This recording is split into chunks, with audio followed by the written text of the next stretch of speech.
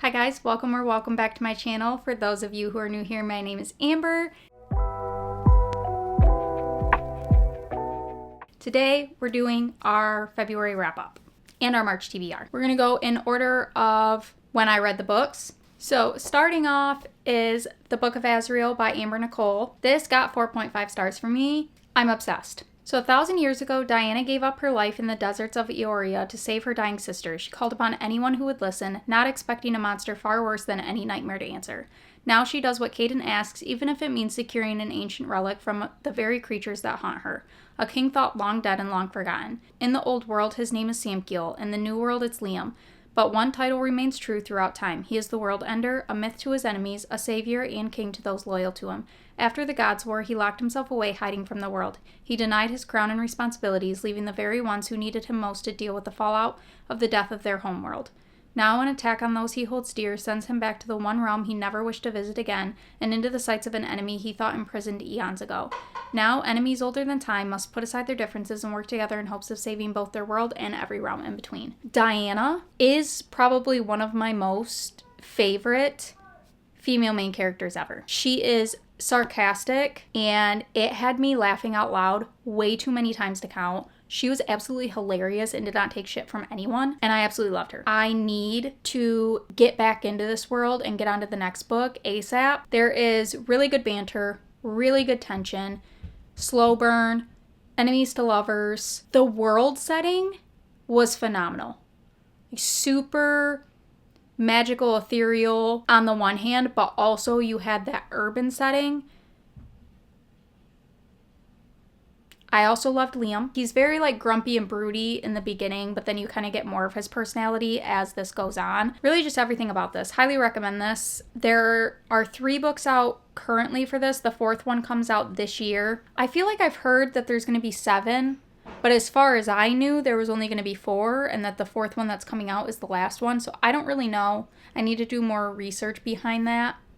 But very bingeable, very fun to read. Next one was The Fall Risk by Abby Jimenez. This is just a short story. It's like an hour and a half long, roughly, on Kindle. I got that as my prime reading pick of the month. That one was fun. I gave it 4 stars. It's nothing crazy, but it definitely is like a fun, short palate cleanser if you want something in between series. Basically, you're following these 2 neighbors where a situation happens and it ends up making them stuck in their apartments for the weekend of Valentine's Day. And Charlotte is very a paranoid, carries bear spray around as a comfort thing because she was being stalked. Then you have Seth, who is an arborist, so there was a ton of tree puns and jokes in here, and it's cheesy. Don't get me wrong. There are so many cheesy things said in this book, but it didn't take away from it at all. But then they kind of bond over this event that's happening. And so if you don't like insta-love books, I wouldn't pick this one up because it is a short story that's only an hour and a half long. So you are definitely getting that insta-love feel, and there are a lot of cheesy things said in it. So it's not going to be for everybody.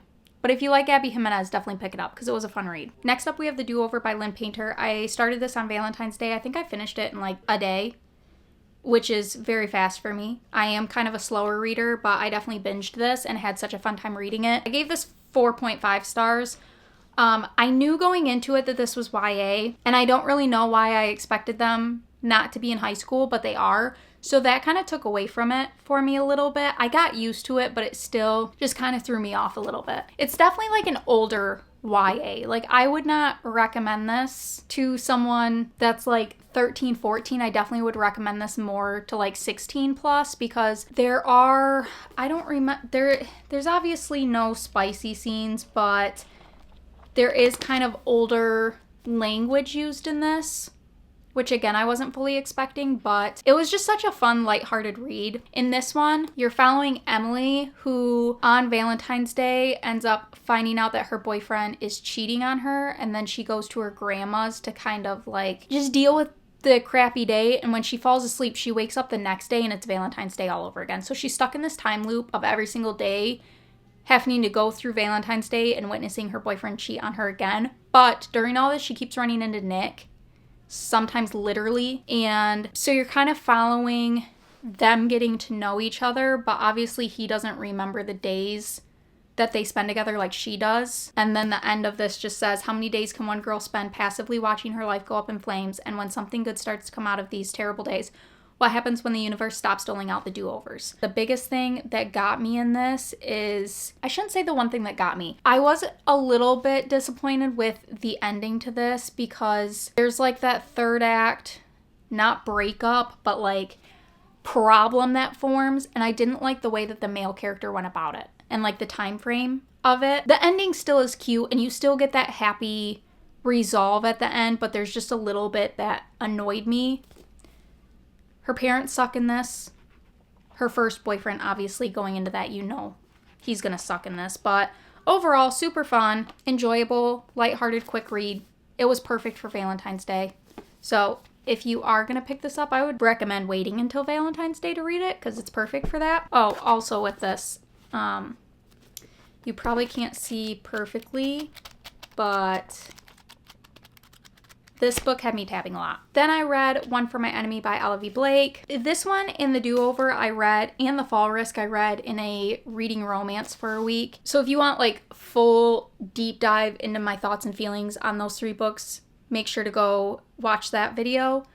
But with this one, I gave this flat 4 stars. I had a lot of fun reading this. This was my first Olivia Blake book and it did not disappoint. This is a Romeo and Juliet retelling, but with modern day witches in Manhattan. So you're following the Antonova sisters, which in that vlog, ignore the fact that I literally say the wrong pronunciation for these the whole time. My apologies for that. I realized after, So you're following the Antonova sisters and their mom is Baba Yaga. They own like a little apothecary shop. And then pretty much kitty corner to it, you're following the Fedorov brothers and their dad is Koschei the Deathless. The mom and dad have a family rivalry, and that's kind of a mystery aspect throughout this book that I did like, where you're getting like little hints, but then you finally understand why they have this rivalry, and that was a really interesting part to this, and I did really like that. My biggest thing with this that I loved is that throughout the whole book, you kind of don't know who the couple is that is supposed to be the Romeo and Juliet retelling of. And I really liked that because it wasn't just going into it and being like, oh, I know how this one's gonna end. You didn't know. You did not know. Because she made multiple different couples seem like they were going to be Romeo and Juliet. And I loved that. I loved the mystery aspect of that and trying to figure it out. It kept me on my toes. It kept me wanting to keep reading this to figure it out. And there were so many times where I was like, I'm just going to read one more chapter because I really want to know how that happens. Lev was my favorite character in this. He was so funny and I liked having him in here because most of this is kind of that more darker, dreary character aspect or like the sassy, very dominant aspect of characters, but he brought such a lighthearted, funny banter aspect to this that it gave a really good balance to everybody involved. Her writing was I don't know how to describe her writing. It's different because on the one hand, it does kind of have a mild, pretentious feel to it, but at the same time, this is a Shakespeare retelling, so I feel like it was necessary to the story and really added to it. It wasn't a negative in my opinion. I feel like it just held more true to being the Romeo and Juliet retelling. And also, on top of that, this edition, hey, I also read this on my Kindle because this is Kindle Unlimited. I forgot to say that. Oh, what all are... Book of Azrael was Kindle Unlimited also. This one's Kindle Unlimited also. There is a lot of character art throughout here that I really liked. But yeah, overall, this was a very fun read. It made me want to go and spiral into reading all of her other books, and I definitely had a lot of highlights that I was putting in here. So if you haven't picked up an Olivia Blake book and you don't mind the, undertone of pretentiousness and you like kind of the darker, this is modern day, but it still has like that modern bleak atmosphere to it. It gives like mild dark academia even though it's not in a school setting. I recommend it. Next up is Heavenly Bodies by Imani Ariu. I hope that I'm saying that right. I got no words for this. This For most of it, I really thought it was going to be a 5-star. I ended up giving it 4.5 or 4.75 stars. And it's not necessarily that anything was like wrong with it. I don't know why, but just there was a little part of it that had me slightly bored, but then the ending blew my mind. I'm just going to read the back to this because I really just don't even know how to explain this book in a way that will do it justice. So I'm just going to simply read the synopsis to this and maybe add a little bit to that. In a world ruled by the cruel and merciless stars, Alara has been cursed by fate. A prophecy promised she will fall for a star, but that it will kill them both. So when Ariat, star of wrath and war, descends to wreak havoc on Alara's kingdom of night, she flees her home only to be captured by the neighboring Helios kingdom of light, and falls straight into the arms of an enemy prince. Fearing that Ariat might turn his sights on Helios next, Prince Lorenzo is forced to train Alara as a weapon, one worthy of battling against the tyrannical reign of the stars. But there are shadows even within the kingdom of light, and they threaten to reveal the darkness in Lorenzo's past and the ancient magic that slumbers in Alara's veins. And with it all comes an undeniable star-crossed pull between Alara and Lorenzo that neither can seem to resist. I don't have much that I can add to that because I truly think that no matter what I say, it will not do this book justice. I thought that the next book was out and I was sadly mistaken. It does not come out until November of this year. I think it's November. As you can tell, maybe you can't really tell from here, but let me just go ahead. Yeah.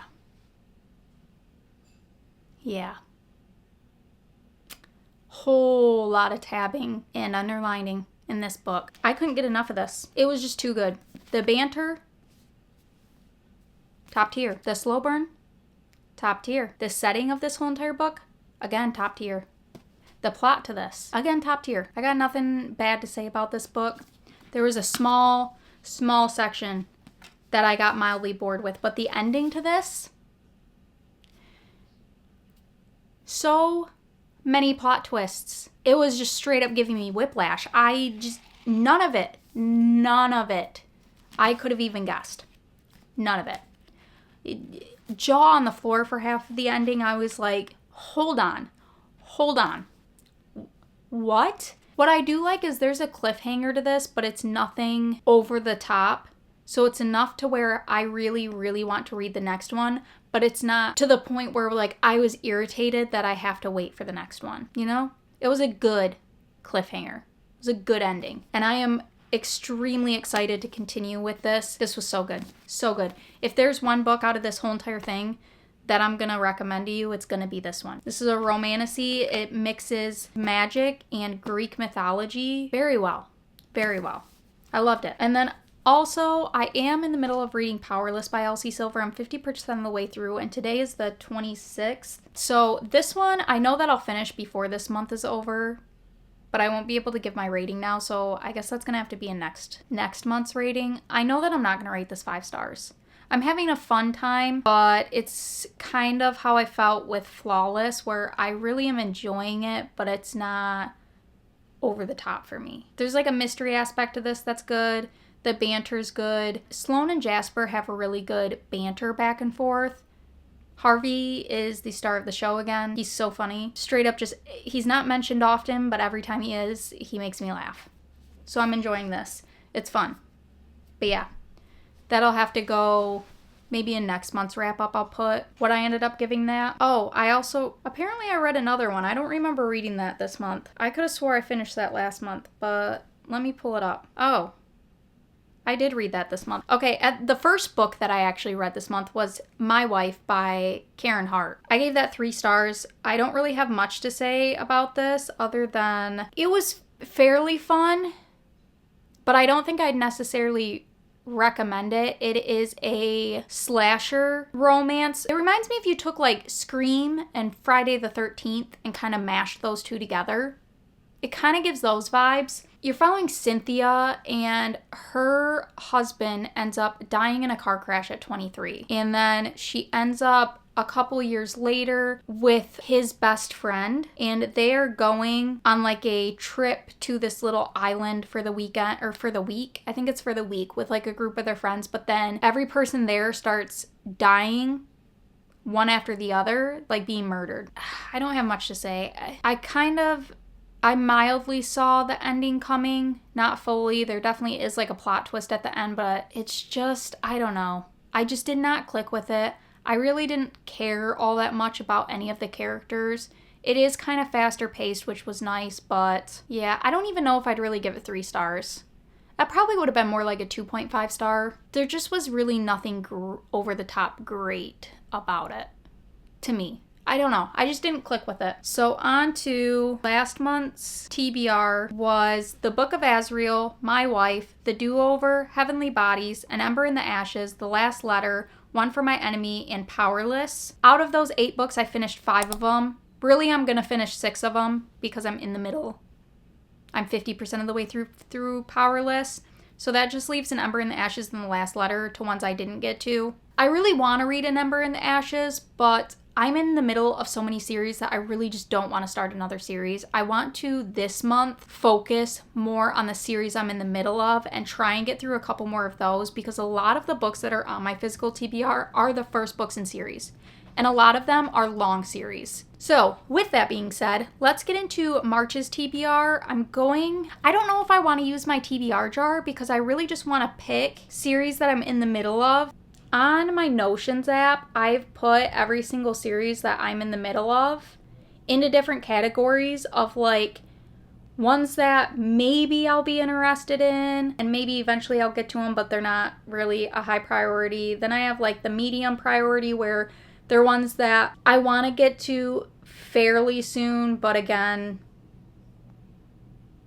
Then we have the high priority, which are ones that I really want to get to, but they're more so like ones where a lot of the books are standalones in them, and I'm having an okay time, but they're nothing crazy. And then the very high priority are ones that like I devoured the first book and I need to get to the next ones ASAP.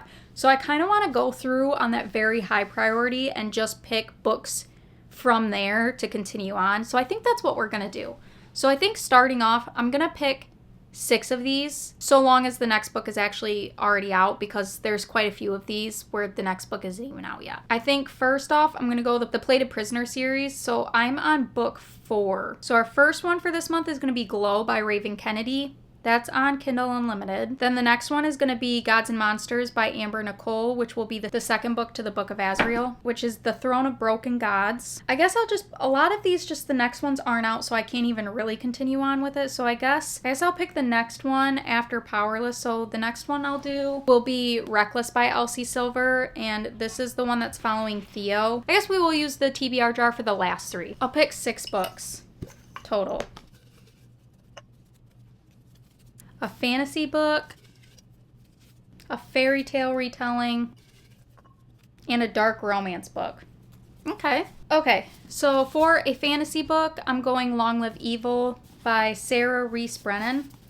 And this one says, as her whole life collapses, Ray still has books. Dying, she seizes a second chance at living, a magical bargain that lets her enter the world of her favorite fantasy series. She wakes in a castle on the edge of a hellish chasm, home to the once and forever Emperor, her favorite fictional character. He's impossibly alluring, as only fiction can be. However, in this fantasy world, she discovers that she's not the heroine, but the villainess in the Emperor's tale. Time to assemble a rogues gallery of villains and hatch an evil plot. So it just sounded, I don't know, I saw this in Barnes & Noble one day, and I was like, that sounds really interesting and a fun time. So I'm picking it up. Then for the Fairytale Retelling, I'm going The Shadow in the Glass by J.J. Harwood. This one is a Cinderella retelling. Once upon a time, Ella had wished for more than a life as a lowly maid. Now forced to work hard under the unforgiving, lecherous gaze of the man she once called stepfather, Ella's only refuge is in the books she reads by candlelight, secreted away in the library she isn't permitted to enter.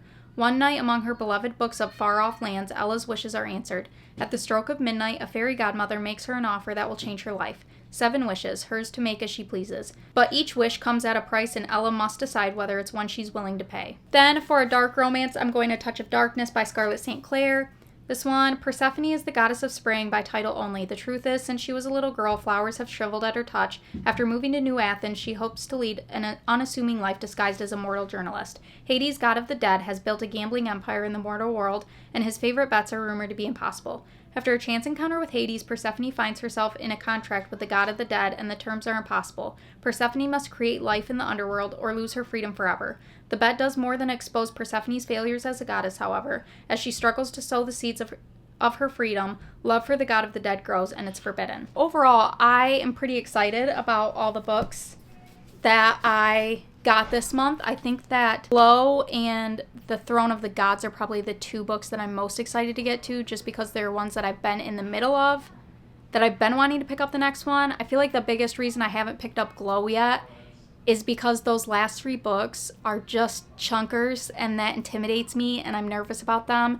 And on top of that, I never wrote down any of the things that I thought would be important from, Glint? And so I don't remember what happened in that book, really at all.